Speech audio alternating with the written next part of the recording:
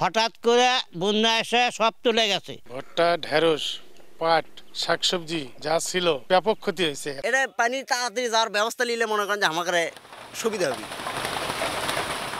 টানা বৃষ্টিতে রাজশাহীর পবা, মোহনপুর, তানোর, দুর্গাপুর ও বাগমারা সহ ৯টি উপজেলার ১,৬০০ হেক্টর আবাদি জমি পানিতে তলিয়ে গেছে।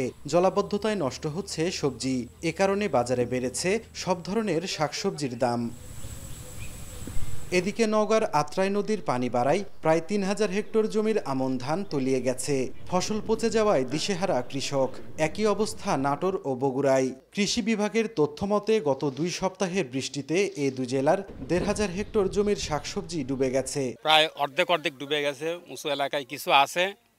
পানি একবার বন্যা হলে নিষ্কাশন সহজে হয় না। ১৮ বিঘা জমিতে প্রায় ৯০ থেকে ৯৬ হাজার টাকা খরচ, যেটা আমাদের পুরোপুরিভাবে আর্থিকভাবে নষ্ট। ৬০০ বিঘা জমি মনে করেন যে ডুবে আছে। এটা পানি তাড়াতাড়ি যাওয়ার ব্যবস্থা নিলে মনে করেন যে আমাদের সুবিধা হবে। হঠাৎ করে বন্যা এসে সব চলে গেছে, ডুবে গেছে। ভুট্টা, ঢেঁড়স, পাট, শাকসবজি যা ছিল সব ডুবে ব্যাপক ক্ষতি হয়েছে। ব্যবসায়ী নেতারা বলছেন এবছর বৃষ্টির কারণে ফসলের ক্ষয়ক্ষতির পরিমাণ ৫০০ কোটি টাকা ছাড়িয়ে যাবে। সর্বাধিক টানা বর্ষণ হয়েছে, যার ফলে জলাবদ্ধতার সৃষ্টি হয়েছে এবং প্রচুর কৃষি পণ্য নষ্ট হয়েছে। যা রাজশাহী বিভাগে প্রায় ৫০০ কোটি টাকার কৃষি পণ্য নষ্ট হয়েছে বলে আমরা ধারণা করি।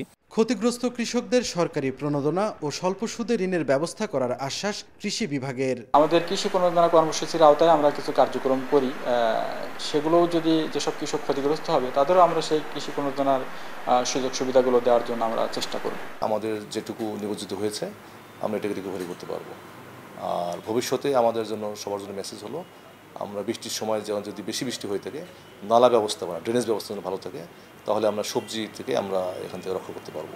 আবহাওয়ার পূর্বাভাস এবং বন্যা পরিস্থিতি অবজার্ভ করে তারা যেন নিম্ন অঞ্চলগুলোতে ধান প্লাস অন্য ফসল চাষ করে সে সকল পরামর্শ আমরা দিচ্ছি। কৃষি বিভাগের তথ্য মতে রাজশাহী বিভাগের ৮ জেলায় প্রায় ৭,৫০০ হেক্টর আবাদি জমির শাকসবজি ও আমন ধানের চারা বৃষ্টির কারণে নষ্ট হয়ে গেছে। সাইফুর রহমান রকি, সময় সংবাদ, রাজশাহী।